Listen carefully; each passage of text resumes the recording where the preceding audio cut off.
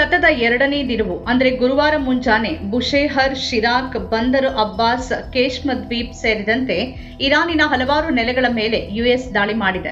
ಕದನ ವಿರಾಮದ ನಂತರ ಇದು ಸತತ ಎರಡನೇ ಪ್ರಮುಖ ದಾಳಿಯಾಗಿದೆ. ಉತ್ತರ ಟೆಹರಾನ್ನ ಹಲವೆಡೆ ಮಾತ್ರವಲ್ಲದೆ ಕರಾಜ್ ಮತ್ತು ಟೆಹರಾನ್ ಅನ್ನ ಉತ್ತರ ಇರಾನ್ಗೆ ಸಂಪರ್ಕಿಸುವ ನಗರದಲ್ಲಿ ಸ್ಫೋಟಗಳು ಸಂಭವಿಸಿವೆ ಅಂತ ವರದಿಯಾಗಿದೆ. ಕ್ಷಿಪಣಿ ಮತ್ತು ವಾಯು ದಾಳಿಗಳನ್ನು ನಡೆಸಿರುವುದಾಗಿ ಯುಎಸ್ ಸೆಂಟ್ರಲ್ ಕಮಾಂಡ್ ಹೇಳಿಕೊಂಡಿದೆ. ಇರಾನ್ ತಕ್ಷಣವೇ ಪ್ರತಿ ದಾಳಿಗಳನ್ನು ಪ್ರಾರಂಭಿಸಿತು. ಕುವೈತ್ ಮತ್ತು ಬಹ್ರೇನ್ನಲ್ಲಿರುವ ಯುಎಸ್ ಮಿಲಿಟರಿ ನೆಲೆಗಳನ್ನ ಇರಾನ್ ಗುರಿಯಾಗಿಸಿಕೊಂಡಿದೆ.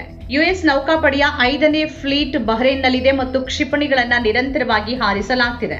ಇಸ್ರೇಲ್ ಕೂಡ ದಾಳಿ ಮಾಡಿದೆ ಅಂತ ವರದಿಗಳಿದೆ ಮತ್ತು ಅದಕ್ಕೆ ಪ್ರತಿಕ್ರಿಯೆಯಾಗಿ ಇರಾನ್ ಇಸ್ರೇಲ್ ಮೇಲೆ ಕ್ಷಿಪಣಿಗಳನ್ನ ಹಾರಿಸೋಕೆ ಪ್ರಾರಂಭಿಸಿದೆ. ಇದರ ನಡುವೆನೆ ಇರಾನ್ ಮತ್ತೊಮ್ಮೆ ಹಾರ್ಮುಜ್ ರಾಜ್ಯವನ್ನ ಎಲ್ಲ ಹಡಗುಗಳಿಗೆ ನಿರ್ಬಂಧಿಸಿದೆ.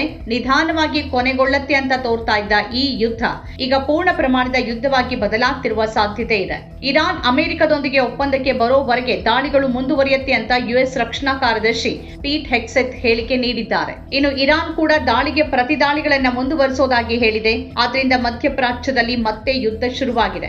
ಈಗಾಗಲೇ ವರದಿಯಾಗಿರುವಂತೆ 2 ದಿನಗಳ ಹಿಂದೆ ಒಮಾನ್ ಗಡಿಯಿಂದ ಸುಮಾರು 52 ಮೈಲು ದೂರದಲ್ಲಿರುವ ಒಮಾನ್ ಸಮುದ್ರದಲ್ಲಿ ಭಾರತೀಯ ಹಡಗಿನ ಮೇಲೆ ಅಮೆರಿಕ ಕ್ಷಿಪಣಿ ದಾಳಿ ನಡೆಸಿತು.